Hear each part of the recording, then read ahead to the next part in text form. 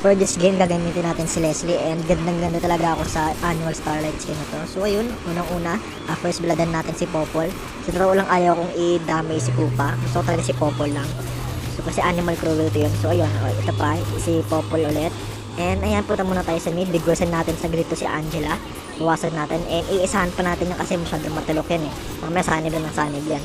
So ayan, tulungan muna natin dito sa clash. And ayan, tulong na ulit tayo. And bigyan muna natin ulit ito ng saglit. Si Nana kasi masyadong makulit yung passive niya. Nakakaasar minsan. And ayan, isahan pa natin to si Lapu-Lapu.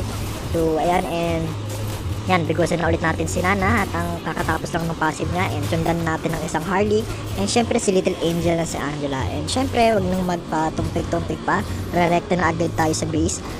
Ayan, akala ko after kong magganyan-ganyan is one shot na lang yung Torre. Pero ayun, hindi pa pala, dumalawa pa. And in the end, it's victory.